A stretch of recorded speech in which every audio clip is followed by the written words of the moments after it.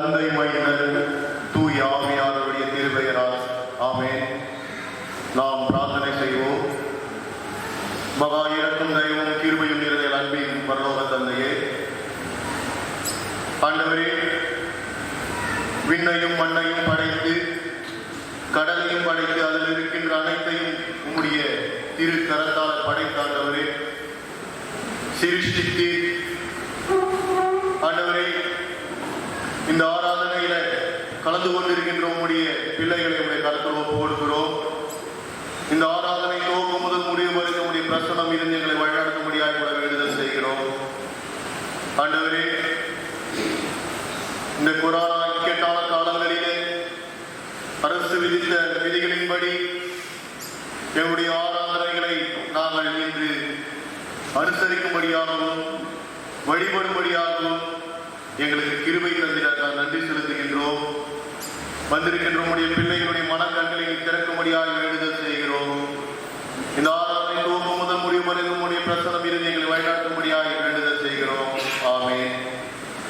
கிறிஸ்துவுக்கு பிரியமானவர்களே, இந்த நாளிலே ஆராதனைக்கு ஆரம்பமாக பாமாலை பாடலின் 10 போற்றிடு ஆண்டவமே சிருஷ்டி கர்த்தாவாம் வல்லோரை என்ற பாடலை நாம் பாடுவோம். ஆராதனைக்கு ஆரம்பமாக பாமாலை பாடலின் 10 போற்றிடு ஆண்டவமே சிருஷ்டி கர்த்தாவாம் வல்லோரை என்ற பாடலை நாம் எழுதி நின்று பாடுவோம்.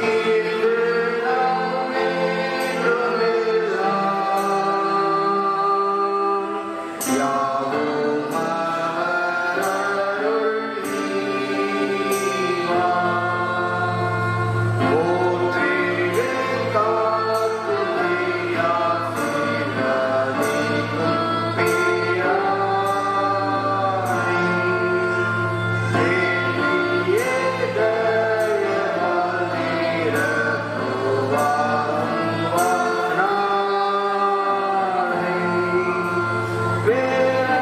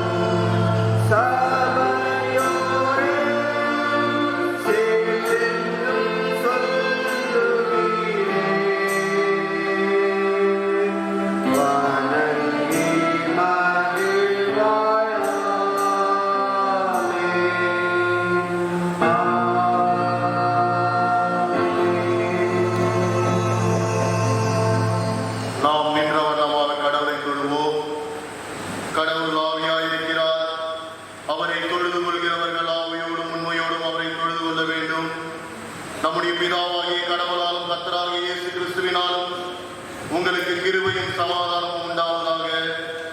இது கர்த்தர் உண்டு பண்ணின நாள், இதிலே களி கூர்ந்து மகிழ கடவோம். கடவுள் ஒளியாயிருக்கிறார், அவரில் எவ்வளவேனும் இருளில்லை. அவர் ஒளியில் இருக்கிறது போல நாமும் ஒளியிலே நடந்தால் ஒருவரோடு ஒருவர் ஐக்கியப்பட்டிருப்போம். அவருடைய குமாரனாகிய இயேசு கிறிஸ்துவின் ரத்தம் சகல பாவங்களை நீக்கி நம்மை சுத்திகரிக்கும். ஆண்டவரே, எங்கள் உதடுகளை திறந்தருளும், அப்பொழுது எங்கள் வாய் உம்முடைய புகழை அறிவிக்கும். பிதாவுக்கும் குமாரனுக்கும் பரிசுத்த ஆவிக்கும் மகிமை உண்டாவதாக. ஆதியிலும் இப்பொழுது எப்பொழுது சதா காலங்களிலும் மகிமை உண்டாவதாக. ஆமென்.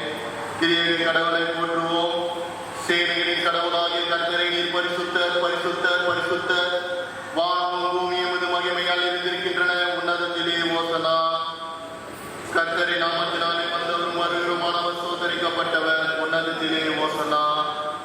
கடவுளே நீர் பரிசுத்தர், சர்வ வல்லவரே நீர் பரிசுத்தர், சாமை உடையவரே நீர் பரிசுத்தர்,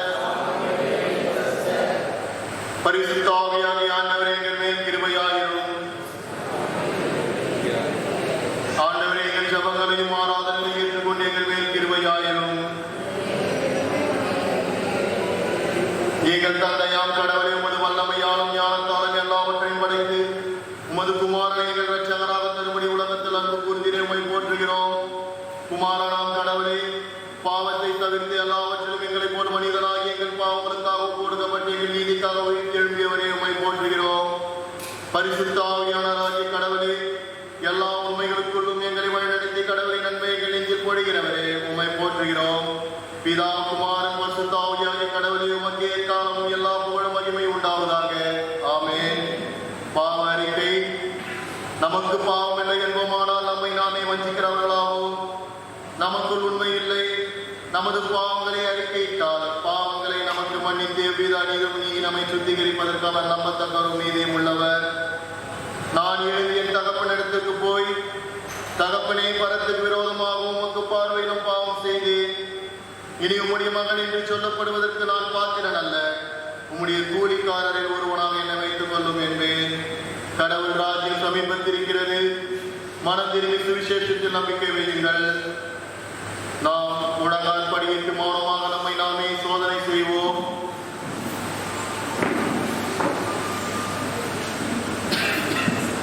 சர்வ வல்லமை உள்ள கடவுளிடத்தில் நாம் நமது பாவங்களை தாழ்மையோடு அறிக்கையிடுவோம். சர்வ வல்லமையுள்ள மிகவும் இரக்கமுள்ள கர்த்தாவே, தப்பி போன ஆடுகளைப் போல நாம் உம்முடைய வழிகளை விட்டு வழியை அடைந்து போனோம். எங்கள் இருதயத்தின் யோசனைகளுக்கும் விருப்பங்களுக்கும் மிகவும் இணங்கி நடந்தோம். மது பரிசுத்த கற்பனைகளுக்கு விரோதமாய் குற்றம் செய்தோம். செய்யத்தக்கவைகளை செய்யாமல் செய்யத்தகாதவர்களை செய்து வந்தோம். எங்களுக்கு சுகமே இல்லை. ஆனாலும் ஆண்டவரே, தேவரில் எங்கள் ஆண்டவராகிய இயேசு கிறிஸ்துவின் மூலமாய் மனிதருக்கு அருள் செய்த வாக்குத்தத்தங்களின்படி வாக்கியமுள்ள குற்றவாளியாகிய எங்களுக்கு இறங்கும். தப்பிதங்களை அறிக்கையிடுகிற எங்கள் மேல் பொறுமையாயிரும். பாவத்தின் நிமித்தம் துக்கப்படுகிற எங்களை சீர்படுத்தும். மிகவும் இரக்கமுள்ள பிதாவே, உம்முடைய பரிசுத்த நாமத்துக்கு மகிமை உண்டாகும்படி நாங்கள் தேவ பக்தியும் நீதியும் தெரிந்த புத்தியுள்ளவர்களாய் நடந்து வர இயேசு கிறிஸ்துவின் நிமித்தம் எங்கள் கிருபை செய்தருளும். ஆமென். சர்வ வல்லமை மிகுந்த இரக்கமுள்ள ஆண்டவர், மன்னிப்பையும் பாவ நிவர்த்தி நமது கட்டளை தருகை வாழ்க்கையை சீர்படுத்துவதற்கான காலத்தை நமது பரிசுத்தாவின் கிருபையும் தேர்தலையும் தந்திருவாராக. ஆமென். திருமறை பாடம் வாசிக்க கேட்கிறோம்.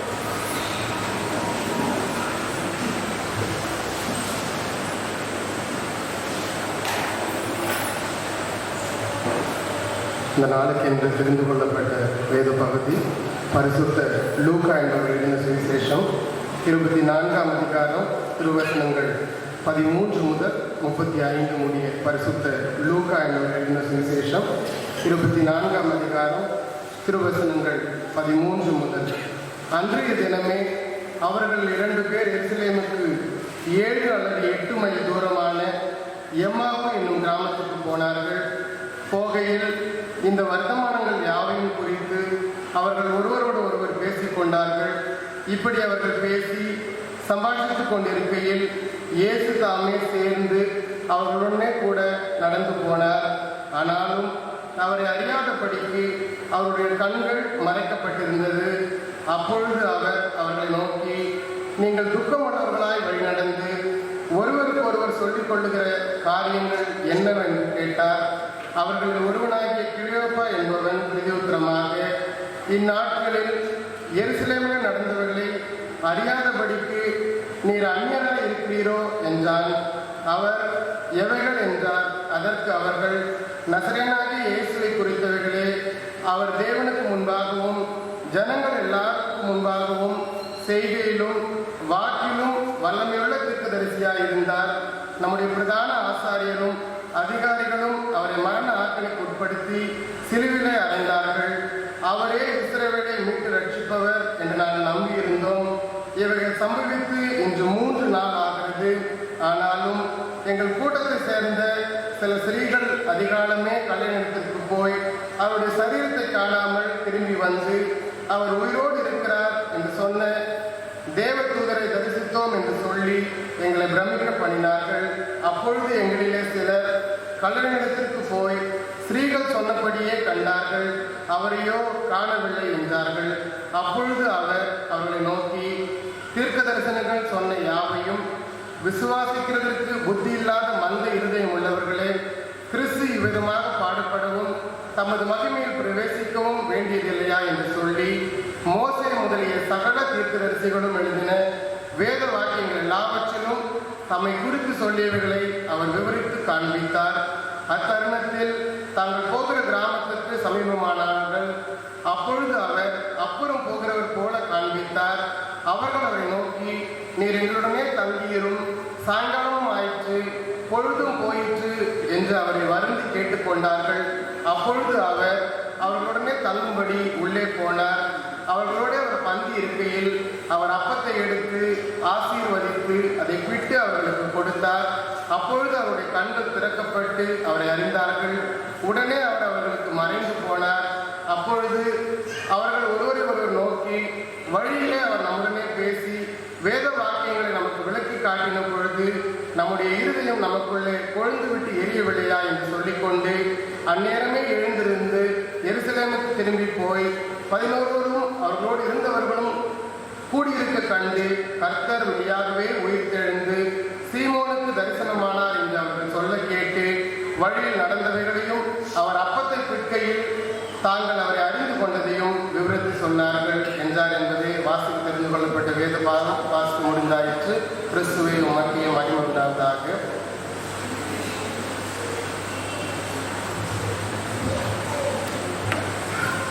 இறைச்செய்தியின் கடந்து செல்வதற்கு முன்பதாக கீர்த்தனை புத்தகத்திலிருந்து பாடல் எண் 18, சர்வ வலிமை கிருபைகள் மிகுந்த சர்வேசா தரிசனம் பெறவன் தன்னிதியில் புகுந்தேன் திருவாசா. பாடல் எண் 18, சர்வ வலிமை கிருபைகள் மிகுந்த சர்வேச என்ற பாடலை நாம் பாடுவோம்.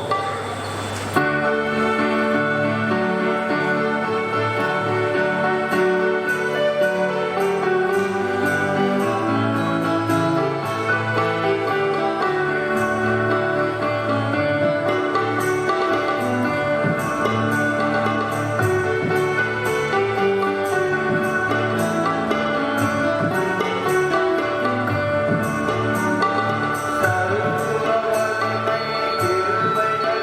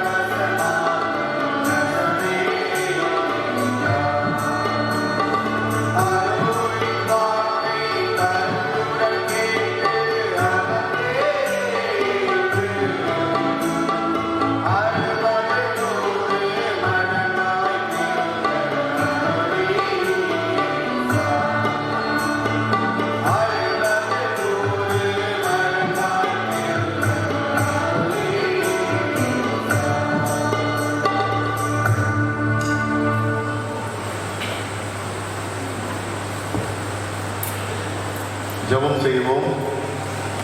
மகா இரக்கும் தயவும் கிருபையும் மிக்க அன்பின் ஆண்டவரே, ஆண்டவரே, இந்த நாளிலே உம்முடைய செய்தியை வழங்கும்படியாக அடியனை இந்த திருச்செவிலில் ஒரு சாட்சியாக நிற்க வைத்ததுக்காக நன்றி செலுத்துகின்றோம். அடியனை மறைத்து நீ வெளிப்படும்படியாக வேண்டுதல் செய்கிறோம். அப்பா, இங்கு அமர்ந்திருக்கிற ஒவ்வொருவருடைய செவிகளையும் எண்ணங்களையும் திறந்தரும்படியாக வேண்டுதல் செய்கின்றோம். அடியனுடைய வாயின் வார்த்தைகளும் அமர்ந்திருக்கிற ஒவ்வொருவருடைய இருதயத்தின் தியானமுடைய தூய சமூகத்தில் பிரீதியாக இருப்பதாக. ஆமென். கிறிஸ்துவுக்கு பிரியமானவர்களே, உங்கள் யாவரையும் தந்தை மைந்தன் தூய ஆவியான தீர்வையராலே தோத்திரங்களையும் துதிகளையும் நான் ஏறெடுக்கின்றேன். இந்த நாளிலே கர்த்தருடைய செய்தியை பகிர்ந்து கொள்ளும்படியாக வாய்ப்பினை கொடுத்த குருசேகரத்தினுடைய ஆயர் அவர்களுக்கும், குருசேகர செயலர், பொருளர் மற்றும் சேகர் குழு உறுப்பினர்கள், அனைத்து உறுப்பினர்களும் என்னுடைய மனமார்ந்த நன்றியை நான் தெரிவித்துக் கொள்கின்றேன். அன்பிற்குரியவர்களே, இந்த நாளிலே நமக்கு தென்னிந்திய திருச்சபையினுடைய முறைமைகளின்படி கொடுக்கப்பட்டிருக்கின்ற தலைப்பு உயிர்த்தெழுதல், பட்டறிவை சுற்றி சமுதாயத்தை உருவாக்குதல். உயிர்த்தெழுதல், பட்டறிவை சுற்றி சமுதாயத்தை உருவாக்குதல். Community formation around resurrection experience என்ற தலைப்பின் கீழே சிந்திக்க நாம் அழைக்கப்பட்டிருக்கின்றோம். நாம் வாசிக்க தெரிந்து கொள்ளப்பட்ட வேத பகுதியிலிருந்து இயேசு கிறிஸ்து உயிர்த்தெழுந்த ஆண்டவர், உயிர்த்தெழுந்த இயேசு கிறிஸ்துவினுடைய அந்த உயிர்த்தெழுதலுடைய நிகழ்வின் அடிப்படையில் கிறிஸ்துவின் அடித்தளம், கிறிஸ்துவம் என்ற ஒரு சமுதாயம் உருவாவதற்கு ஒரு அடித்தளமாக கிறிஸ்துவினுடைய உயிர்த்தெழுதல் இருந்தது. அவருடைய கிறிஸ்துவத்தினுடைய பேராக அவருடைய உயிர்த்தெழுதல் இருந்தது என்பதை நாம் பார்க்கின்றோம். இந்த கிறிஸ்துவினுடைய சிந்தனை, செயல் அனைத்துமே சமத்துவ சமூகத்தை உருவாக்குதலை கற்றுக் கொடுக்கிறது. அதாவது ஒரு 2 கொரிந்தியர் 5ஆம் அதிகாரம் 17வது வசனத்தில் எடுத்தவர்கள் வாசிக்கலாம். 2 கொரிந்தியர் 5ஆம் அதிகாரம் 17வது வசனம். இப்படி இருக்க ஒருவன் கிறிஸ்துவுக்குள் இருந்தால் புதிய சிருஷ்டியாக இருக்கிறார், பழையவை ஒழிந்தன, எல்லாம் புதிதாகின. ஒருவன் கிறிஸ்துவுக்குள் இணைந்திருக்கும் பொழுது, கிறிஸ்துவ மதத்தில் நாம் இணைந்திருக்கின்றோம். இணைந்திருக்கின்ற நாம் புதிய சிருஷ்டிகளாக உருவம் அடைந்திருக்கின்றோம். உயிர்த்தெழுதலுடைய நம்பிக்கை நமக்கு புதிய சிருஷ்டியை நமக்கு கொடுக்கின்றது. ஏனென்று சொன்னால், பழைய மனிதனுக்குரிய தன்மைகள் நம்மளிடத்தில் இருந்து புதைந்து புதிய மனிதருக்கு உண்டான தன்மையை நமக்கு இந்த உயிர்த்தெழுதலுடைய நம்பிக்கை கொடுத்திருக்கிறது. அதே திருத்தூதர் பணிகள் அப்போஸ்தலர் 2ஆம் அதிகாரம் 32வது வசனத்தில் சொல்லப்பட்டிருக்கிறது. கடவுள் இந்த இயேசுவை உயிர்த்தெழச் செய்தார், இதற்கு நாங்கள் அனைவரும் சாட்சிகள் என்று சொல்லப்பட்டிருக்கிறது. நாங்கள் அனைவரும் சாட்சிகள். இயேசு உயிர்த்தெழுந்தார் என்பதற்கு நாங்கள் அனைவரும் சாட்சிகள் என்று இங்கு சொல்லப்பட்டிருக்கிறது. அப்பொழுது அதே திருத்தூதர் பணி அப்போஸ்தலர் 2ஆம் அதிகாரம் 36வது வசனத்தில், நீங்கள் சிலுவையில் அறைந்த இந்த இயேசுவை கடவுள் ஆண்டவரும் மெசியாவும் ஆக்கினார். நீங்கள் சிலுவையில் அறைந்த இந்த இயேசுவை ஆண்டவர் மெசியாவாக ஆக்கினார் என்பதை இஸ்ரேல் மக்களாகிய நீங்கள் அனைவரும் உறுதியாக அறிந்து கொள்ள வேண்டும். நீங்கள் அறிந்து கொள்ள வேண்டும் என்று சொல்லி அங்க ஒரு சாட்சி அங்கு கொடுக்கப்படுகிறது. அப்போ நாம் எதை அறிந்து கொள்வதற்காக நாம் இங்கு அழைக்கப்பட்டிருக்கின்றோம், பழைய மனிதனுக்குரிய தன்மைகள் என்னவென்பதையும் புதிய மனிதனுக்குரிய உண்டான தன்மைகள் என்ன என்பதை நாம் தெரிந்து கொள்ள அழைக்கப்பட்டிருக்கின்றோம். இந்த கிறிஸ்துவத்தினுடைய அடித்தளம், கிறிஸ்துவம் உருவாவதற்கான காரணமே இயேசு கிறிஸ்துவனுடைய உயிர்த்தெழுதல். அப்ப இந்த கிறிஸ்தவன் என்பது ஏதோ ஒரு பேருக்காக கிறிஸ்தவனாக இல்லாமல், அல்லது ஒரு ஆலயத்திற்கு சென்று வருகின்ற ஒரு கிறிஸ்தவனாக இல்லாமல், தன் கிறிஸ்துவத்தை தன் தன்னுடைய வாழ்வில் பிரதிபலிக்கின்ற ஒரு கிறிஸ்தவனாக நாம் அங்கு வெளிப்படுத்த வேண்டும். அப்பொழுது இங்க பழைய மனிதனுக்குரிய தன்மைகள் என்ன என்று பார்க்கும் பொழுது கீழ்ப்படியாமை, பிரிவினை, சிலை வழிபாடு, பதவி, அதிகாரம், பகைமை, சண்டை சச்சரவு, கட்சி மனப்பான்மை, பெருமை, கெட்ட நடத்தை, பண ஆசை, சாதி பிளவுகள், பொறாமை, குடிவெறி, களியாட்டம் போன்ற பழைய மனிதனுக்குண்டான பண்புகளை பெற்றிருந்த இந்த மனிதன் இயேசு கிறிஸ்துவனுடைய உயிர்த்தெழுதல் அவனை எப்படியாக மாற்றுகிறது என்று சொன்னால், புதிய மனிதனுக்குரிய தன்மைகளை பார்க்கும் பொழுது கிறிஸ்துவின் உயிர்த்தெழுதல் அந்த புதிய மனிதனை எவ்வாறாக மாற்றுகிறது என்பது பார்க்கும் பொழுது அன்பு, மகிழ்ச்சி, பரிவு, அமைதி, பொறுமை, நம்பிக்கை, நன்மை, உண்மை, கனிவு, தன்னடக்கம், இப்படிப்பட்ட நல்ல குணத்தின் வழியாக அவன் மாற்றப்படுகிறான் என்பதை நாம் பார்க்கின்றோம். கடவுள் மனிதனை கொண்டு நல்ல ஒரு சமூகத்தை கட்டமைக்க வேண்டும் என்பதற்காக மனிதனை படைத்தார். நல்ல ஒரு சமூகத்தை கட்டமைக்க வேண்டும் என்பதற்காக. ஆனால் சர்வத்தினுடைய வஞ்சனையினால அந்த சமூகத்தை கட்டமைக்கின்ற பொழுது பலவீனமான ஒரு சமூகத்தை ஏற்படுத்துகின்ற ஒரு சூழ்நிலை ஏற்பட்டுவிட்டது. நல்ல ஒரு பலமான ஒரு சமூகத்தை கட்டமைக்க வேண்டும் என்பதற்காக மனிதனை ஆண்டவர் படைத்தார். அந்த சர்ப்பத்தின் வாயிலாக அந்த பலவீனமான ஒரு சமூகம் உருவாக்கப்பட்டுவிட்டது.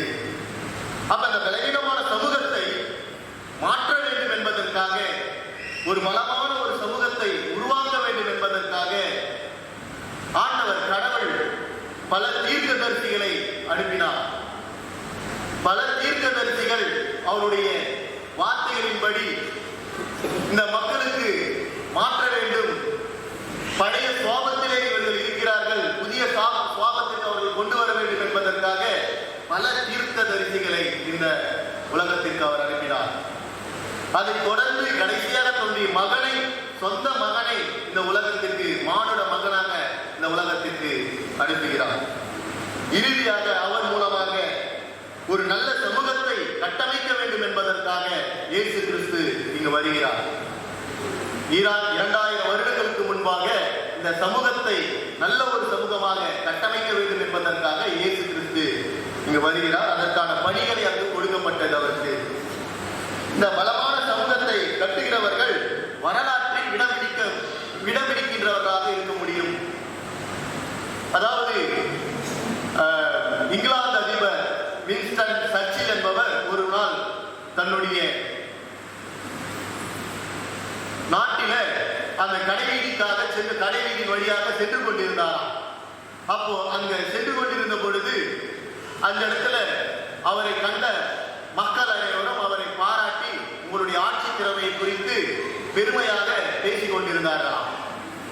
அதை தொடர்ந்து அவர் நடந்து சென்று ஒரு புகைப்பட கடையில நின்று கொண்டு இந்த புகைப்பட கடையில பார்த்து அவர் என்ன செய்கிறார்னா, என்னுடைய படங்களை இவ்வளவு அதிகமாக இங்க வைத்திருப்பதற்கு காரணம் என்ன என்று கேட்டாராம். என்னுடைய புகைப்படம் இவ்வளவு அதிகமாக இருக்கிறது அப்படின்னு சொல்லி கேட்கும் பொழுது அந்த கடைக்காரர் என்ன சொன்னாரா, மற்றவர்களுடைய புகைப்படம் எல்லாம் விற்றுவிட்டது, உங்களுடைய புகைப்படம் மட்டும் விற்கப்படவில்லை என்று சொல்லி முடித்தாராம். நாம் நினைத்துக் கொண்டிருக்கிறோம், நாம் தான் இந்த உலகத்தின் அதிபதி, நம்முடைய ஆட்சி, நம்முடைய செயல், சிந்தனை எல்லாம் மக்களுக்கு சிறப்பாக உயர்வாக இருக்கிறது என்பதை நாம் நினைத்துக் கொண்டிருக்கிறோம் அன்பிற்குரியவர்களே. ஆனால் அது உண்மை, அந்த கதையுடைய உண்மை என்னவென்று சொன்னால், அவரை ஏற்றுக்கொள்ளாதவர்கள் எத்தனையோ பேர்கள் அந்த நாட்டில் இருந்திருக்கிறார்கள். அப்போ இந்த வரலாற்றில் இந்த நிகழ்வை பார்க்கும் பொழுது நம்மளுடைய மனுகுல வரலாற்றில இயேசுவானவருடைய பெயர், இயேசுவானவருடைய செயல், சிந்தனை அனைத்துமே எல்லாருடைய மனதிலும் நிலைத்து நிற்பதற்கு காரணம், அவர் இடம் பிடித்ததற்கு காரணம் அவருடைய உயிர்த்தெழுதல் மட்டுமே. இயேசுவானவர் இந்த உலகத்தில் பிறந்து அநேக அற்புதங்கள், அடையாளம், அதிசயங்களை செய்த ஆண்டவர், அவர் அதோடு தன்னுடைய கடமையை முடித்துவிட்டு சென்றிருந்தால் அவருடைய கிறிஸ்தவம் என்ற ஒரு சமுதாயம் இன்று வரை நாம் கடைபிடிக்காமல் போயிருந்திருப்போம். அந்த 3ஆம் நாள் உயிர்த்தெழுந்த ஆண்டவரை அவருடைய நம்பிக்கையின் காரணமாக, நம்பிக்கையின் விளைவாக நமக்கு கொடுக்கப்பட்டு இருப்பது இந்த கிறிஸ்தவத்தை நாம் பின்பற்றுகிறவர்களாக இன்று வரை அந்த கிறிஸ்தவத்தை நாம் பின்பற்றி கொண்டிருக்கின்றோம். அப்ப இந்த மனுவுல வரலாற்றில ஒரு சிறப்புமிக்க ஒரு ஆண்டவராக, ஒரு இடம் பிடித்த ஒரு ஆண்டவராக இன்று வரை நாம் அவரை பின்பற்றி கொண்டிருக்கிறோம். அவர் இந்த சமூகத்தை எவ்வாறு மாற்றி அமைத்தார் என்பதை குறித்து 3 சிறு தலைப்புகளிலே நாம் சிந்திக்க அழைக்கப்பட்டிருக்கின்றோம். 1, நல்ல உறவை ஏற்படுத்தும் சமூகத்தை கட்டமைத்தல். நல்ல உறவை ஏற்படுத்துகின்ற சமூகத்தை அவர் கட்டமைக்கின்றார். எகிப்து நாட்டில இஸ்ரேல் மக்கள் 430 ஆண்டுகள் கசப்பான அனுபவங்களை பெற்றுக்கொண்டு, இஸ்ரேல் மக்கள் அந்த அடிமைத்தனத்தில் இருந்து கசப்பான அனுபவங்களை பெற்றுக் கொண்டிருந்த சூழ்நிலையில மோசேயின் வழிநடத்துதல் மூலமாக அந்த கசப்பான வாழ்க்கை மாற்றப்படுகிறது.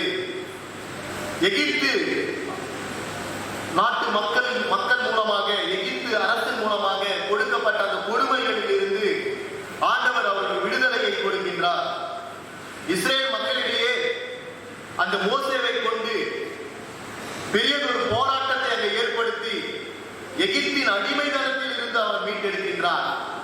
அடிமைத்தனத்தில் இருந்து ஆண்டவர் மீட்டெடுக்கின்ற ஆண்டவராக இருக்கிறார். இங்கு நாம் எதற்கு அடிமைப்பட்டுக் கொண்டிருக்கிறோம் என்று கொஞ்சம் சிந்தித்து பார்க்க வேண்டும். பிசாசிற்கு அடிமையாக வாழ்ந்து கொண்டிருக்கின்றோம்.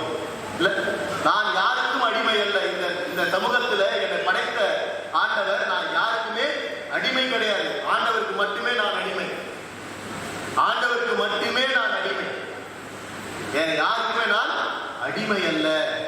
அப்படிப்பட்ட அடிமை எண்ணத்தில் இருந்த அந்த தளத்தில் இருந்த அந்த சூழ்நிலையில் இருந்த மக்களை மாற்றுகின்ற ஒரு கடவுளுக்கும் அவர்களுக்கும் ஒரு நல்ல உறவை ஏற்படுத்த வேண்டும். நல்ல உறவை ஏற்படுத்தினார். அவரும் அந்த அடிமைத்தனத்தில் இருந்து 430 ஆண்டுகள் அடிமைத்தனத்திலிருந்து அவர்கள் விடுதலை கொடுத்து பாலும் தேடும் ஓடுகின்ற அந்த கானான் தேசத்தை அவர்களுக்கு கொடுக்கப்பட்டது. ஆனாலும் அவர்கள் மீண்டுமாக பாவம் குற்றம் மீறுதலின் காரணமாக 70 ஆண்டுகள் பாபிலோனுக்கு நாடு கடத்தப்பட்டார்கள். கடவுளால் நாடு கடத்தப்பட்டார்கள். மீண்டுமாக அந்த உறவு என்பது துண்டிக்கப்பட்டு விட்டது. கடவுளுக்கும் அந்த இறை மக்களுக்கும் உள்ள உறவு துண்டிக்கப்பட்டு விட்டது. அப்ப அந்த நல்ல உறவுகளை ஏற்படுத்த வேண்டும் என்பதற்காக பல தீர்க்கதரிசிகளை அங்கு அனுப்புகிறார். ஓசியா தீர்க்கதரிசி 4ஆம் அதிகாரம், ஓசியா 4ஆம் அதிகாரம் 1வது வசனம், 5ஆம் அதிகாரம் 4, 3, 5 வசனங்களிலே அந்த மக்கள் எப்படியாக இருக்கிறார் என்று சொன்னால், நாட்டில உண்மை இல்லை. அந்த நாட்டில் என்ன இல்லை? உண்மை இல்லை, இரக்கம் இல்லை, கடவுளை அறிந்து கொள்ளுகின்ற அறிவு அவர்களிடத்துல இல்லை. பொய்யான ஆணைகள், பொய்யான வாக்குறுதிகள், கொலை, களவு, விபச்சாரம் ஆகிய அனைத்துமே அந்த சமுதாயத்தில் பெருகிவிட்டது என்பதை நாம் பார்க்கின்றோம். இப்படிப்பட்ட ஒரு சமூகத்தை இருக்கும் பொழுது ஆண்டவருக்கும் அந்த ஆண்டவரால் படைக்கப்பட்ட அந்த மக்களுக்கும் நல்ல உறவு இருக்குமா என்று பார்க்கும் பொழுது இருக்காது. ரோமையர் 5ஆம் அதிகாரம் 1வது வசனத்தில் சொல்லப்பட்டிருக்கிறது. நாம் அந்த வாசிகள் ரோமர் 5ஆம் அதிகாரம் 1வது வசனம். இவ்விதமாக நாம் விசுவாசத்தினாலே நீதிமான்களாக்கப்பட்டுள்ளோம். நம்முடைய கர்த்தராகிய இயேசு கிறிஸ்துவின் மூலமாய் தேவனிடத்தில் நாம் சமாதானம் பெற்றிருக்கிறோம். இயேசு கிறிஸ்துவின் மூலமாய் இப்படிப்பட்ட ஒரு விடுதலை நமக்காக கிடைக்கிறது. உறவை ஏற்படுத்துகிறார். கடவுளோடு நல்ல உறவை இந்த மக்கள் நல்ல உறவு கொள்ள வேண்டும் என்பதற்காக அந்த இடத்துல இயேசுவானவருடைய சமூக பணி, அந்த சமுதாயத்தை அவருடைய பணி எப்படியாக இருந்ததுன்னா நல்ல உறவை ஏற்படுத்த வேண்டும். கடவுளுக்கும் மனிதனுக்கும் ஒரு நல்ல உறவை ஏற்படுத்த வேண்டும் என்று அவர் அந்த இடத்துல தன்னுடைய ஊழியத்தை துவங்குகிறார். கிறிஸ்துவில் நாம் கொண்டிருக்கும் உறவினால் தூய ஆவியின் வழியாக நமது உள்ளங்களில் ஒழியப்பட்டுள்ளது. தூய ஆவியானவருடைய கிரியைகள் நாம் கிறிஸ்து உயிர்த்தெழுதலுடைய நம்பிக்கையை, விசுவாசத்தை பெற்றுக்கொண்ட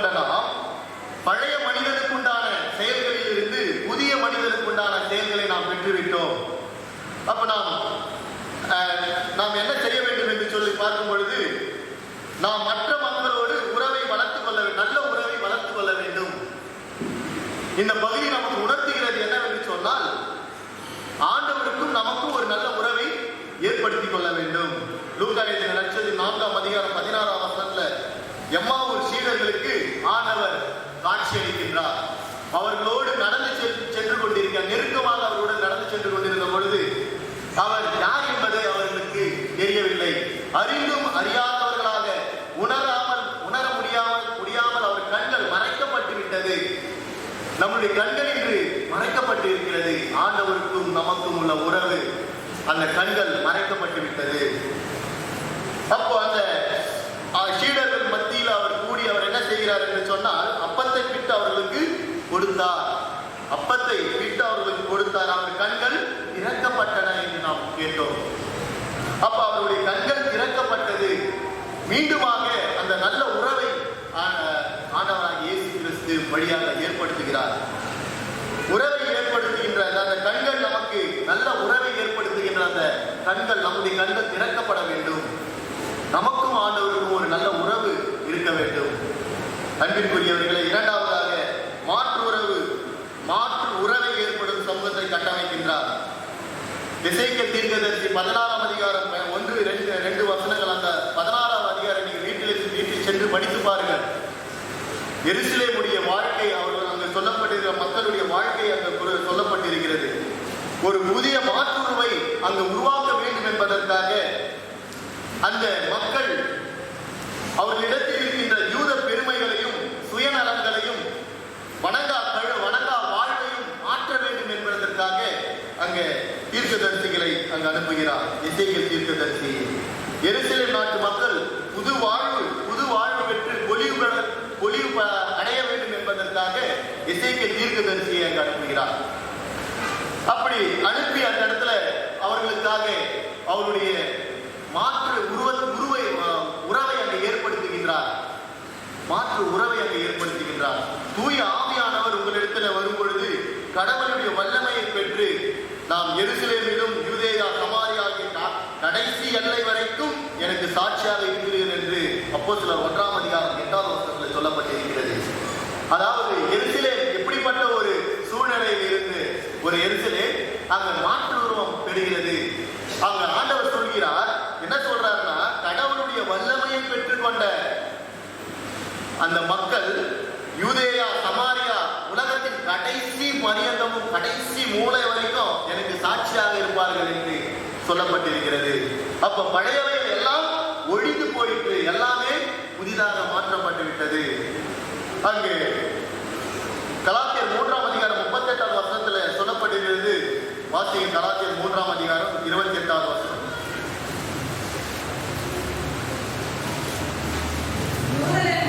யூதர் என்றும் கிரேக்கர் என்றும் இல்லை,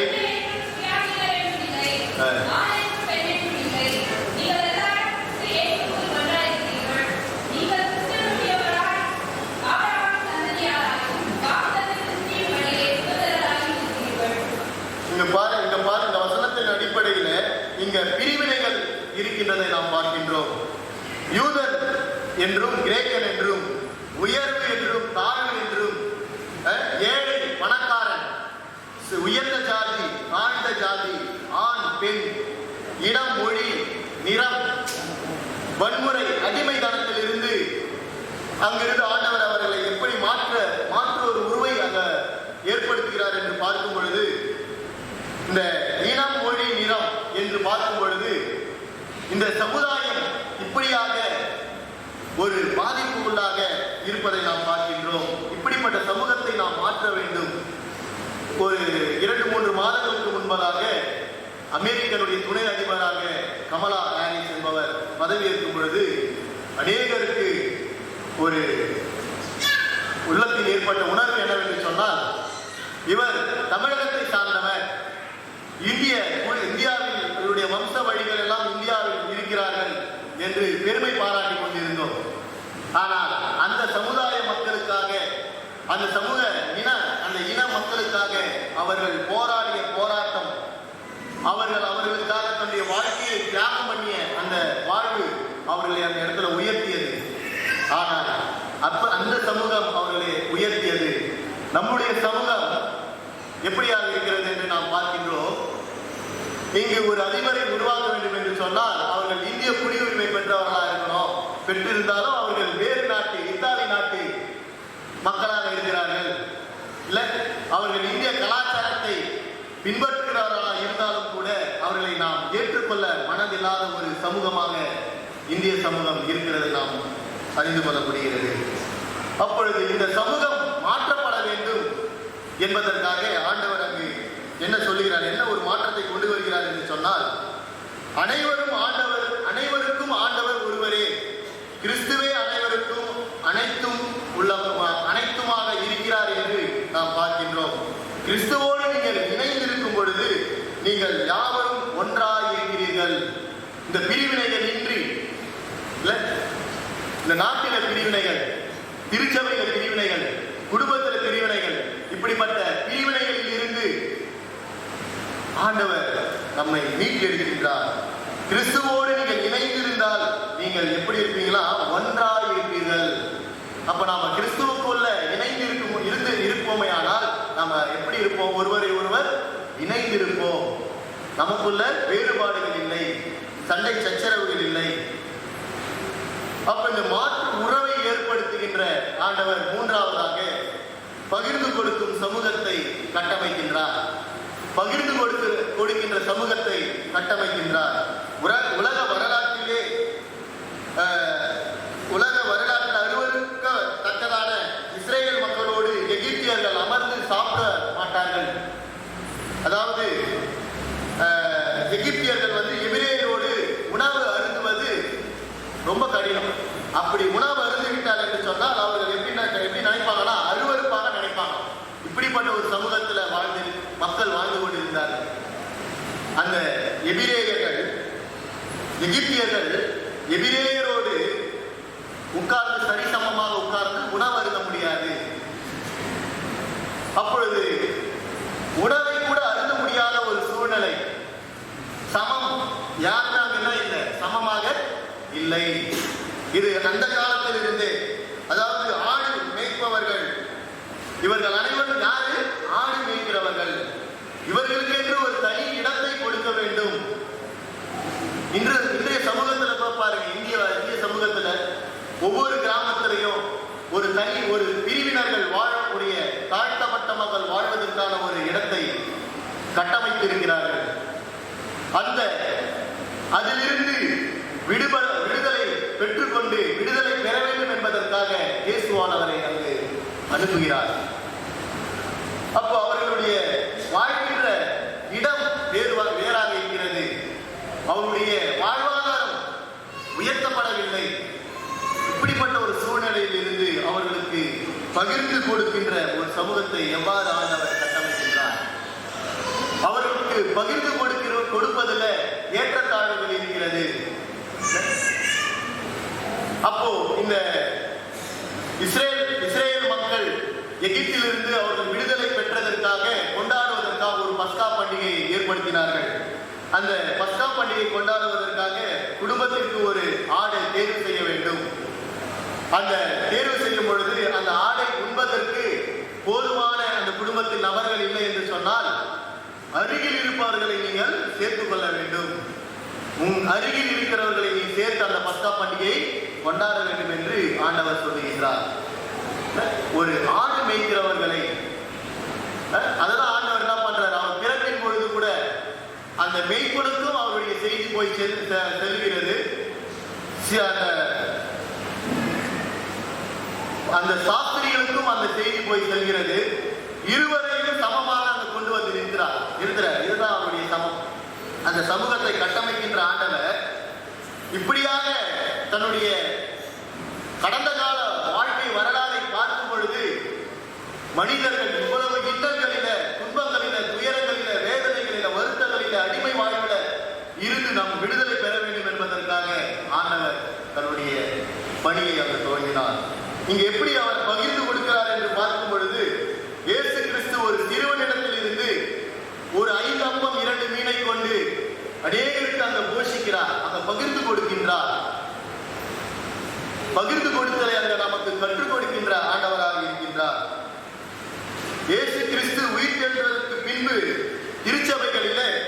அன்பு, கனிவு, பொதுநலம், பகிர்ந்து கொடுக்கின்ற நல்ல எண்ணங்கள், நற்பண்புகள் நிறைந்து காணப்பட்டிருந்தது. இயேசு கிறிஸ்து உயிர்த்தெழுந்த காலகட்டங்களில, அந்த காலகட்டங்களில திருச்சபைகளில அன்பு இருந்தது, கனிவு இருந்தது, பொதுநலம் இருந்தது. சுயநலம் இல்லை, பொதுநலம் இருந்தது, பகிர்ந்து கொடுக்கின்ற எண்ணம் இருந்தது. இப்படியாக அந்த சமுதாயம் ஆண்டவராக இயேசு கிறிஸ்துவின் மூலமாக கட்டமைக்கப்பட்டது. இறை மக்கள் அனைவரும் ஒன்றாய் இருந்தனர் என்று நாம் பார்க்கின்றோம். அப்போஸ்தலர் 2ஆம் அதிகாரம் 44வது வசனம் வாசியுங்கள். அப்போஸ்தலர் 2ஆம் அதிகாரம் 44.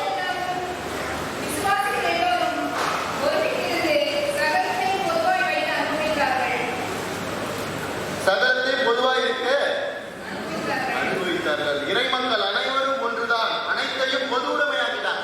எல்லாருக்குமே எல்லாமே கிடைக்கணும், எல்லாருக்குமே எல்லாமே கிடைக்கணும் என்று சொல்லி ஆண்டவர் அங்க கொடுக்கிறார்.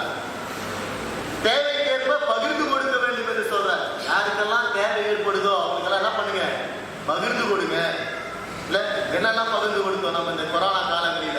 உணவு, உடை, பொருள், இல்லம், வழிபாட்டு தளம், இதையெல்லாம் நாம் பகிர்ந்து கொடுக்கிறவர்களாக நாம் மாற்றப்பட வேண்டும். நாம் உணவு கொடுத்திருக்கிற, உடை கொடுத்திருக்கிற, பொருளாதாரத்தில் நான் பொருளை கொடுத்து நான் உதவி செய்திருக்கிறேன். வீடு இல்லாதவர்களுக்கு நான் வீடு கட்டி கொடுத்திருக்கின்றேன். திருச்சபை இல்லாத திருச்சபைகளில, தலங்களில நான் திருச்சபைகளை கட்டி கொடுத்திருக்கிறேன். இப்படியாக அநேகர் சொல்லுகிறதை நாம் பார்க்கின்றோம். இன்றைய சூழ்நிலையில நாம் பகிர்தலை கட்டமைக்கின்ற ஆண்டவர் அவருடைய வார்த்தை என்னவென்று சொன்னால், உணவு, உடை, பொருள், இல்லம், திருச்சபை, இதை அனைத்தையுமே வழிபாட்டு தளம், இந்த திருச்சபை என்று சொல்றோம் இல்லையா, இதெல்லாம் எல்லாருக்குமே கிடைக்கணும், எல்லாருக்கும் பொதுவா இருக்கணும். ஒரு இன மக்களுக்கு மட்டுமே இது உரிமையானதல்ல, ஒரு இன மக்களுக்காக மட்டுமே இது பொதுவா சொந்தமானதல்ல என்பதை அங்க உணர்த்துகிறார். அப்ப ஆண்டவர் அங்கு நமக்கு பகிர்ந்து கொடுத்தலை கற்றுக் கொடுக்கின்றார். இன்றைய திருச்சபைகள், குடும்பங்கள், சமுதாயம் எப்படிப்பட்டதாக இருக்கிறது என்பதை கொஞ்சம் சற்று சிந்தித்து பார்க்க வேண்டும். நாம் பகிர்ந்து கொடுக்கின்ற ஒரு திருச்சபையாக, பகிர்ந்து கொடுக்கின்ற ஒரு குடும்பமாக, பகிர்ந்து கொடுக்கின்ற ஒரு சமுதாயமாக இருக்கிறதா என்று நாம் சிந்திக்க வேண்டும். அப்போ இப்படியெல்லாம் இல்லாமல் இயேசு கிறிஸ்துவினுடைய உயிர்த்தெழுதலை விசுவாசிக்கின்ற நாம் இந்த 3 கட்டமைப்புகளை நமக்கு ஆண்டவர் கொடுக்கின்றார். எதன் மூலமாக அந்த சமூகத்தை, சமத்துவ சமூகத்தை, எல்லாருக்குமே எல்லாம் கிடைக்கணும், அந்த சமத்துவ சமூகத்தை ஆண்டவர் கட்டமைத்தார். சுயநலம், பெருமை, பணத்தாசை, சண்டை சச்சரவு, பிளவுகள், பிரிவினைகள், குழப்பங்கள், இதையெல்லாம் நம்முடைய சமுதாயத்தில் இருக்கிறது, திருச்சபைகளில் இருக்கிறது, குடும்பங்களில் இருக்கிறது. இப்படிப்பட்ட சுயநலமான வாழ்க்கை, பெருமை பாராட்டி கொண்டிருக்கின்ற அந்த வாழ்க்கை, பணத்தாசை பிடித்து பணத்திற்கு பின்னாடி சென்று கொண்டிருந்த அந்த வாழ்க்கை, சண்டை சச்சரவு, பிளவுகள், பிரிவினைகள், குழப்பங்கள். சீடர்கள் கூட என்ன பண்ணிட்டாங்க, குழப்பத்தில் இருந்தார்கள் என்று நாம் பார்க்கின்றோம். இயேசுவானவர் உயிர்த்தெழுந்து 3 முறை காட்சி கொடுக்கிற சீடர்கள் அவர்கள் என்ன பண்றாங்க, திருப்பி அவருடைய தன்னுடைய சொந்த பணியை செய்யறதுக்கு போயிட்டார். அவர்கள் மீன் பிடிக்கிறதுக்கு சென்று விட்டார்கள். ஆண்டவருடைய திட்டம், கட்டமைப்பு, இந்த சமூகத்தை எப்படி மாற்ற வேண்டும் என்பதற்காக அவர்களை பிடித்து, நீ இனிமேல் மீன் பிடிக்க கூடாது, மனுஷர்களை பிடிக்கணும், அப்படி என்று அந்த சமூகத்தை மாற்றி அமைக்க வேண்டும் என்பதற்காக அந்த சீடர்களை உருவாக்கினார். ஆனாலும் பணத்தாசை பிடித்தவர்கள், பொருளாசை பிடித்தவர்கள் அவரை காட்டி கொடுக்கப்பட்டது அந்த பணத்தாசையினால. அப்படி சுயநலமான தன்னுடைய வாழ்வை வாழ்ந்து கொண்டிருந்த அந்த மக்கள், 2 விதமான மக்களை நாம் பார்க்கின்றோம். 2 விதமான ஏற்றத்தாழ்வுகள், உயர்வு தாழ்வுகள் இருக்கிறதை நாம் பார்க்கின்றோம். இதையெல்லாம் கலைந்து எல்லாருக்கும் ஆண்டவர் சமம், ஆண்டவருடைய பார்வையில அனைவருமே சமம், சமத்துவ சமூகத்தை கட்டமைக்க வேண்டும் என்பதற்காக ஆண்டவர் நம்மை அழைத்திருக்கின்றார். இப்படிப்பட்ட பணியினை ஆண்டவர் செய்து முடித்தார். இப்படிப்பட்ட பணியினை ஆண்டவர் செய்து முடித்தார். அந்த உயிர்த்தெழுந்த ஆண்டவருடைய பட்டறிவு, எக்ஸ்பீரியன்ஸ், அந்த பட்டறிவுன்றாங்க எக்ஸ்பீரியன்ஸ். நம்மெல்லாம் நீ கேட்டுக்கொண்டிருப்பது ஏட்டறிவு. ஆனால் அவர்கள், அந்த சீடர்கள் அதை கண்கூடாக பார்த்து அவருடைய வாழ்க்கை சாட்சியாக மாறியது. இந்த உலகத்தினுடைய சாட்சிகளாக அவர்கள் இருந்தார்கள். இந்த கிறிஸ்துவம் இன்றைக்கு இந்த அளவுக்கு வலிமையாக பலமாக இருப்பதற்கு காரணமே இவருடைய கட்டமைப்பு தான். ஆண்டவர் நினைத்த அந்த சமூகத்தை சர்ப்பம் வஞ்சித்தது போல, அதன் பிறகு தொடர்ந்து அந்த மனிதர்கள் பாவ வாழ்வில் ஈடுபட்டு பிரிவினைகளில் இருந்தது போல, அதன் மூலமா அநேக தீர்க்கதரிசிகளை அனுப்பி எல்லாம் கடைசி வரைக்கும் எல்லாரையும் அனுப்பி பார்த்தார். கடைசியா இயேசு கிறிஸ்துவை அனுப்புற. இன்றைக்கு நாம் அவரை பின்பற்றுகிறவர்களாக, அவரை வழிபடுகிறவர்களாக, அவரை ஏற்றுக்கொண்ட மக்களாக நாம் வாழ்ந்து கொண்டிருக்கின்றோம். அவர் கட்டமைத்த அந்த நல்ல உறவு, ஆண்டவருக்கும் நமக்கும் ஒரு நல்ல உறவை ஏற்படுத்த வேண்டும். மாற்று உறவை நாம் ஏற்படுத்த வேண்டும். அங்க மாற்றுகிறார். தண்ணீரை திராட்சரசமாக மாற்றுகிறார். அந்த தண்ணீரை திராட்சரசமாக மாற்றுகின்ற ஆண்டவர் இன்னைக்கு இதையெல்லாம் மாற்றுகின்ற வல்லமை பரிசுத்த ஆவியானவர் நமக்கு கிருபை செய்வார். அந்த சமூகத்தை, இந்த திருச்சபைகளையும் சமூகத்தையும், புதிய சமூகத்தையும் புதிய திருச்சபையும் கட்டமைப்பதற்கான பணியினை நம் கடத்தில் கொடுத்திருக்கிறார் ஆண்டவர். நம்ம என்ன, எப்படிப்பட்ட ஒரு சமூகத்தை நாம் நம்முடைய சந்ததிக்கு நாம் கொடுத்து செல்ல போகிறோம்? நம்முடைய சமூகம் எப்படிப்பட்ட ஒரு சமூகமாக இருக்கிறது என்பதை கொஞ்சம் சிந்தித்து பார்க்க வேண்டும். நம்முடைய பிள்ளைகளுக்கு, எதிர்கால சந்ததிக்கு இந்த கிறிஸ்தவ சமூகத்தை நாம் எப்படியாக நாம் கொடுத்து செல்ல போகிறோம்? இந்த கிறிஸ்துவ சமூகத்தை கட்டுவதற்காக, அதை எழுப்புவதற்காக ஆண்டவர் இயேசு கிறிஸ்து அவர் பாடுபட்டு உயிர்த்தெழுந்து அதன் பிறகு பரிசுத்த ஆவியாக அவர் கிரியை செய்து கொண்டிருக்கிறார். ஆகவே இந்த கிறிஸ்தவ சமூகத்தை நாம் தொடர்ந்து அதை கட்டமைக்க வேண்டும். அதை தொடர்ந்து அந்த பணியை தொடர்ந்து நாம் செய்ய வேண்டும் என்பதை இந்நாளிலே நமக்கு ஆண்டவர் உணர்த்துகிறார். அவருடைய இறைவனுடைய திரு விருப்பத்தை நிறைவேற்ற நாம் நம்முடைய சிந்தனை, செயல், ஆன்மா, சரீரத்தை நாம் அவருக்கு ஒப்படைப்போம். கர்த்ததாமே இந்த திருவசனங்களை நமக்கு என்று ஆசீர்வதிப்பாராக. நாம் பிரார்த்தனை செய்வோம். மகா இரக்கும் தயவும் கிருபையின் அன்பின் ஆண்டவரே, இந்த நாளிலே நாங்கள் கேட்ட சத்தியத்தின்படி, ஆண்டவரே எங்களுக்கு கொடுத்திருக்கின்ற இந்த சத்தியத்தின்படி ஆண்டவரே, நீர் இந்த மனித வாழ்வை கொடுத்து ஒரு நல்ல சமூகத்தை கட்டமைக்க வேண்டும், நல்ல ஒரு சமுதாயத்தை உருவாக்க வேண்டும் என்பதற்காக நீர் படைத்த எங்களை ஆண்டவரே, பிசாசினுடைய வஞ்சனையினாலே, பிசாசினுடைய செயல்களினாலே நாங்கள் வஞ்சிக்கப்பட்டு எங்களுடைய வாழ்வை, எங்களுடைய சமூகத்தை நாங்கள் மறந்து பலவீனமான ஒரு சமூகத்தில் நாங்கள் தள்ளப்பட்டு ஆண்டவரே, உம்முடைய வழிகாட்டுதலின்படி, உம்முடைய கிரியைகளின்படி, பரிசுத்த ஆவியின்படி ஆண்டவரே அதை மாற்றி எங்களுக்கு ஒரு நல்ல சமூகத்தை, ஆண்டவருக்கும் எங்களுக்கும் உள்ள ஒரு நல்ல உறவை நீர் ஏற்படுத்தி கொடுத்திருக்கிறீர். எங்களை மாற்று உறவு ஏற்படுத்துகின்ற ஒரு சமூகத்தை நீர் ஏற்படுத்தி கொடுத்திருக்கின்றீர். அதற்காக நன்றி செலுத்துகின்றோம். ஆண்டவரே, நாங்கள் பகிர்ந்து கொடுக்கின்ற சமூகத்தை நீர் எங்களுக்கு ஏற்படுத்தி கொடுத்திருக்கிறீர். அதற்காக நன்றி செலுத்துகின்றோம். எங்களுடைய வாழ்வை, அடிமை வாழ்விலிருந்து ஆண்டவரே அவற்றை நீங்கள் மாற்றி நாங்கள் பாலும் தேரும் ஓடுகின்ற அந்த கானான் தேசத்தை போல இந்த சமூகத்தை எங்களுக்கு மாற்றி கொடுக்கும்படியாக வேண்டுதல் செய்கின்றோம். ஆண்டவரே, இந்த நம்முடைய உயிர்த்தெழுதலின் நம்பிக்கை எங்களுக்கு பழைய மனித வாழ்வை இழந்து புதிய மனிதனுடைய வாழ்வை பெற்றுக்கொண்டு நாங்கள் தொடர்ந்து இந்த சமூகத்தை கட்ட எங்களுக்கு கிருபை செய்ய வேண்டுமாய் ஜெபிக்கின்றோம். ஆமென். நாம் இறைச்செய்தி கேட்ட நாம் எழுந்து நின்று விசுவாச பிரமாணத்தை நாம் ஏறெடுப்போம். நாம் அனைவரும் எழுந்து விசுவாச பிரமாணத்தை நாம் ஏறெடுப்போம். வானத்தையும் பூமியும் படைத்த சர்வ வல்லம் இளம்பிதாவாகிய தேவனை விசுவாசிக்கிறேன். அவருடைய ஒரே குமாரனை நம்முடைய நாதர் இயேசு கிறிஸ்துவை விசுவாசிக்கிறேன். அவர் பரிசுத்த ஆவியினாலே கன்னிமரியாதை இடத்தில் உற்பவித்து பிறந்தார். முந்து பிலாத்துவின் காலத்தில் பாடுபட்டு சிறவில் அறையிட்டு மறித்து அடக்கம் பண்ணப்பட்டு பாதாளத்தில் இறங்கினார். மூன்றாம் நாள் மருத்துவர் இடத்தில் உயிர் பரமனத்திற்கு ஏறி சர்வ வல்லம் இளம்பிதாவாகிய தேவனை வளர்த்து வைத்திருக்கிறார். அவ்விடத்தில்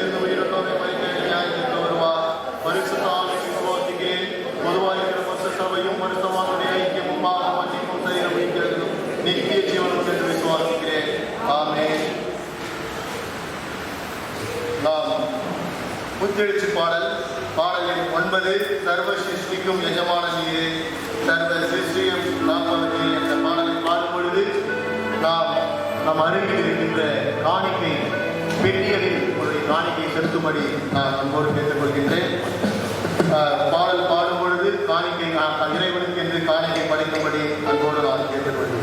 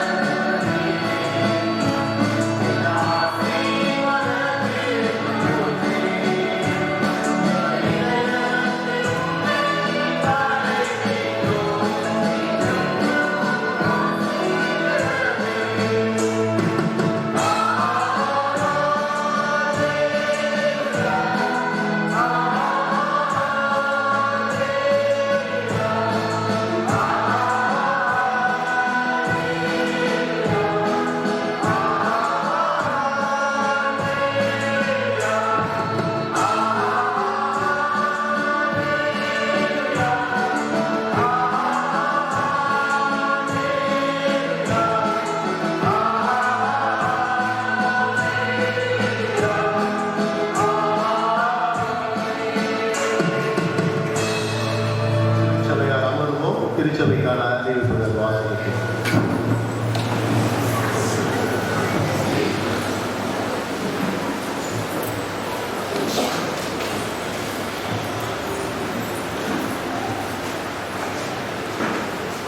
திருச்சபைக்குரியான அறிவிப்புகள். இன்று இவ்வாராதனையில் கலந்து கொண்ட நாமத்தில் வாழ்த்துதலை தெரிவித்துக் கொள்கிறோம். இறைவன் உங்களை விரைவாக ஆசீர்வதிப்பார்.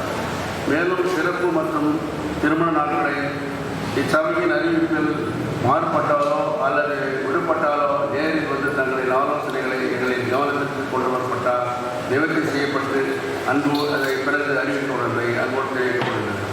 நமது ஆயர் அவர்கள் உடல் நலக்குறைவு காரணமாக தற்பொழுது உள்நோயாளியாக சென்னை சிஎஸ்ஐ கல்யாணி மருத்துவமனையில் அனுமதிக்கப்பட்டு சிகிச்சை பெற்று வருகிறார்.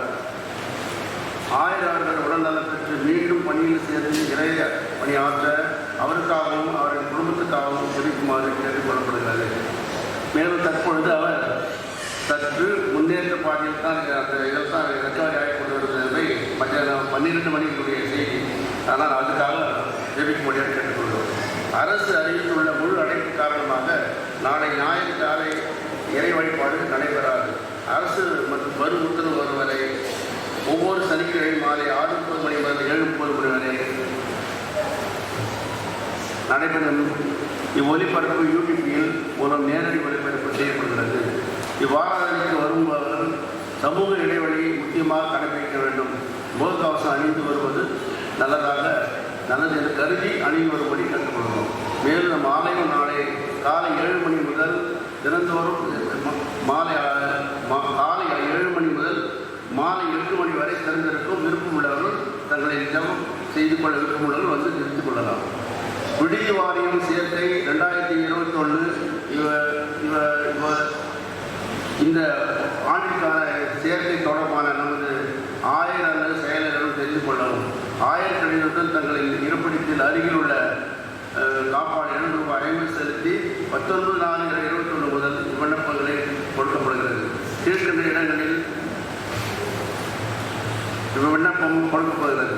சிஎஸ்ஐ தூய் அந்திரையா மாணவர் விடுதி அரக்கோணம், சிஎஸ்ஐ கௌரி மாணவர் விடுதி திருவள்ளூர், சிஎஸ்ஐ செங்கல்பட்டு பெண்கள் விடுதி மிஷன் வளாகம், சிஎஸ்ஐ எம்எம் மாணவர் விடுதி நகரி, சிஎஸ்ஐ சார்லி மாணவர் விடுதி தாம்பரம், சிஎஸ்ஐ தூய தாவீது மாணவர் விடுதி கடலூர்.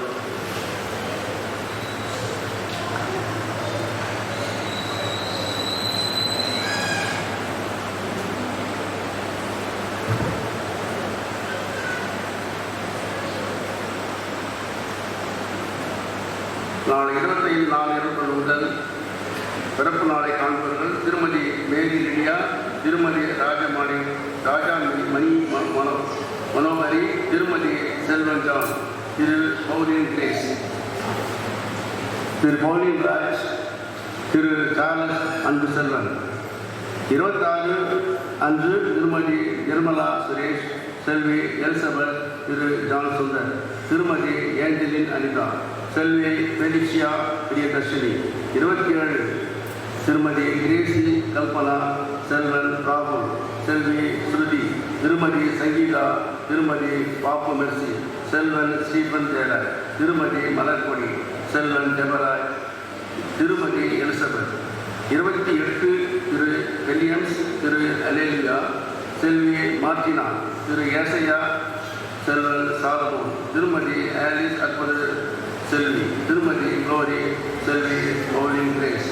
29 திருமதி பெட்சி பிளாரன்ஸ், செல்வன் யாக்கேல், செல்வி பெனிட்டா சாக்லின், செல்வி ஆனா அகஸ்டின், செல்வி பிளஸ்ஸி மேரி, செல்வி ஷரீனா கவினியா. 30 அன்று திருமதி ஜூலா வசந்தகுமாரி, செல்வன் ஜாஷ்வா இளையராஜ்.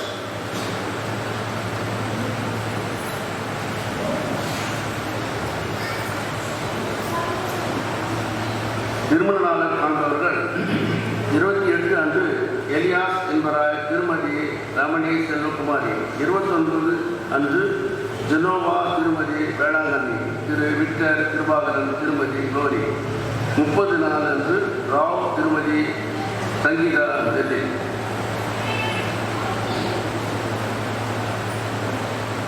திருமண அறிக்கை. தென்னிந்திய திருச்சபை சென்னை பேராயம் ஈக்காடு குருசேகரம் வெசிலி ஆலயத்தை சேர்ந்த லேட் ஏஎஸ் குமார், திருமதி பிரேமாவதி என்பவரின் மகன் செல்வன் மைக்கேல் என்பவருக்கும், தென்னிந்திய திருச்சபை சென்னை பேராயம் ஈக்காடு குருசேகரம் சார்ந்த என் பொன்னன், திருமதி சரளா என்பவரின் மகள் செல்வி நித்யா என்கிற எனிமாள் என்பவருக்கும் திருமணம் ஒழுங்கு செய்யப்பட்டுள்ளது என்பதை திருச்சபையாருக்கு தெரிவித்துக் கொள்கிறோம். இவ்விருவரும் திருமணத்தில் ஒன்றாக இணையக்கூடாதபடி உங்களில் யாருக்காவது நியாயமான காரணமாகியும் தடையாக இருந்தால் அதை எழுத்து மூலம் தெரிவிக்கப்படுகிறது. இது இவர்களுக்கு 3ஆம் அறிக்கை. தென்னிந்திய திருச்சபை சென்னை பேராயம் ஈகாட் வெஸ்லி ஆலயத்தை சேர்ந்த ஸ்டாலின் திருமதி கலா என்பவரின் மகன் செல்வன் எஸ் பெலிக்ஸ் என்பவருக்கும் இசிஐ திருச்சபை மடிப்பாக்கம் குருசேகரத்தை சேர்ந்த லேட் சதீஷ்குமார் திருமதி கௌரி என்பவரின் மகள் பார்கவி ஐஸ்வர்யா என்கிற அனிதா எஃப்சி என்பவருக்கும் திருமணம் ஒழுங்கு செய்யப்பட்டுள்ளது என்பதை திருச்சபையாருக்கு தெரிவித்துக் கொள்கிறோம். இவ்விருவரும் திருமணம் ஒன்றாக இணையக்கூடாதபடி உங்களில் யாருக்காவது நியாயமான காரணமாயிலும் தடையாக இருந்தால் அந்த எழுத்து மூலம் தெரிவிக்க வேண்டும் என்று தெரிவித்துக் கொள்ளப்படுகிறது. இது இவர்களுக்கு 1ஆம் அறிக்கை.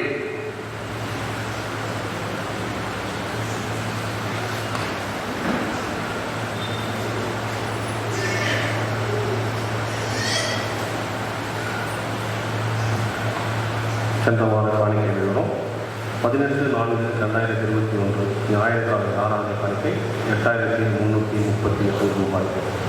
ஏலம் 780 ரூபாய். சோத்திர காணிக்கை 2,100 ரூபாய். 2 கால சுயவிற்கு காணிக்கை 1,960 ரூபாய். மாத சந்தா 3,620 ரூபாய்.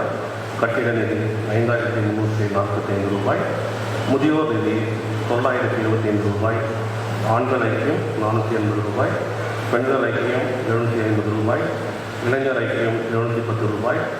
சிறுவர் திருப்பணி 725 ரூபாய். நற்செய்தி பணி 1000 ரூபாய். ஏழைகள் நிதி 1,285 ரூபாய். விடுதிகள் நிதி 1,025 ரூபாய். கல்லறை பராமரிப்பு நிதி 765 ரூபாய். ஆக மொத்தம் 29,808 ரூபாய்.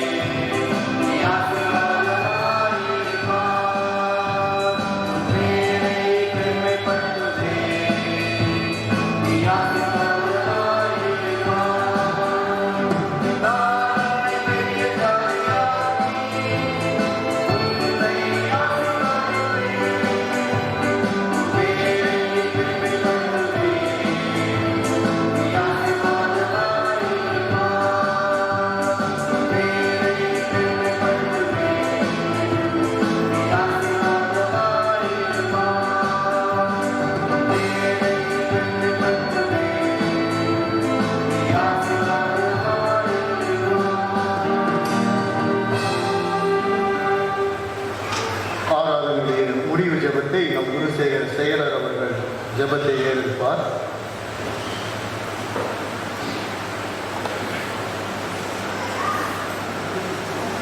ஜெபம் செய்வோம்.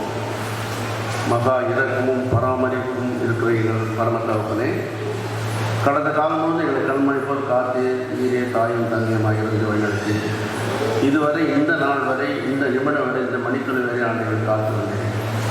இப்பொழுது கூட ஆண்டவரே, நாங்கள் இந்த ஆலயத்தில் எந்த நோக்கத்தோடு நாங்கள் கூடியிருக்கிறோம் என்பதை அறிவியல் ஆண்டவரே, எங்களுடைய இறுதிய சிந்தனைகள் யோசனைகள் ஆண்டவரே உங்களுக்கு தெரியும் சுவாமி. ஆகவே நாங்கள் இந்த நேரத்தில் ஆண்டவரே இந்த கேட்ட சத்தியத்தை ஒரு கருத்தில் ஒப்படைக்கிறோம். நீரே ஆண்டவரே இதில் கேட்டு அனைவருக்கும் உடைய ஆசீர்வாதத்தால் நாங்கள் எதிர்பார்ப்போடு வந்திருக்கிறோம் சுவாமி.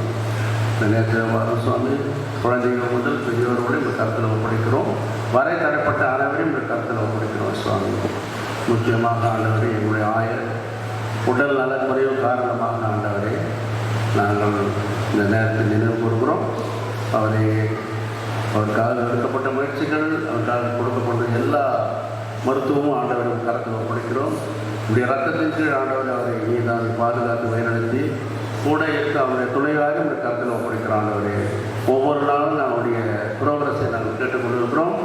அவருக்காக ஆண்டவர்களுடைய சனிக்கிழமையிலும் ஆண்டவரே எங்களுடைய விண்ணப்பங்களையும் நாங்கள் இன்று வேறெடுக்கிறோம் சுவாமி. சீக்கிரமாக ஆண்டவரே நேரம் அவருடைய திருப்பணியை தொடரத்தக்கதாக நேரத்தை வேண்டிக் கொள்கிற ஆண்டவரை, முக்கியமாக ஆண்டவரை இந்த திருச்சியின் வளர்ச்சிக்காக நாங்கள் இந்த நேரத்தில் செய்து கொண்டு எல்லா முயற்சிகளும் கருத்தில் ஓடிக்கிற ஆண்டவர். இது செகண்ட் இந்த வைரஸ் கருத்தில் ஆண்டவர் நாங்கள் எதிர்பார்த்து இந்த எல்லா காலங்களில் ஆண்டவரை இப்படி ஒரு நிகழ்வு நடக்கிறது ஆண்டவரை. இதை நீ தான் நாங்கள் ஜாக்கிரதையாக இருந்து எங்களை நாங்களே பாதுகாத்துக் கொள்ள முடியாது திருப்பி ஆண்டவரை. குழந்தைகள் முதல் பெரியவர்களை இதம் கருத்தில் ஒப்படைக்கிறோம். நேரத்தில் வாரத்து ஆண்டவரை இந்த ஆலயத்தில் கருத்தில் ஒப்படைக்கிறோம் ஆண்டவரை.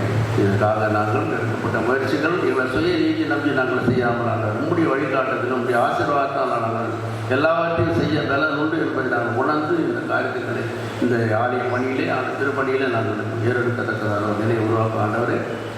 நேரத்தில் ஆண்டவரே, இது இந்த லாக்டவுன் காலங்களே இப்போ ஒரு நிகழ்வு ஆண்டவரே இந்த சனிக்கிழமை நடக்கும்போது ஆண்டவர் எந்த விதமான எதிர்ப்பு தடங்கல்களோ இக்கட்டுகளோ ஆபத்துகளோ வரவனை காத்து நடத்தும் ஆண்டவரை. இதை பாதுகாத்து வழிநடத்தும் உங்களுடைய கரங்களை எல்லா விண்ணப்பங்களையும் கத்தர ஒப்படைக்கும் ஏற்றுக்கொள்ள வழிநடத்தும் ஜீவனுள்ள நல்ல பிதாவே. ஆமே. நாட்டுமாவை கத்திர ஸ்தோத்திரி இந்த முழு உணவு பிரச்சனை நான் நாட்டுமாவை கத்திர ஸ்தோதியாக செய்ய சகலமான ஆமே. ஆண்டவராகிய இயேசு கிறிஸ்துவின் கிருபையும் பிதாவாகிய தேவனுடைய அன்பும் பரிசுத்த ஆவியானவருடைய ஐக்கியமும் என்றும் என்றும் சதா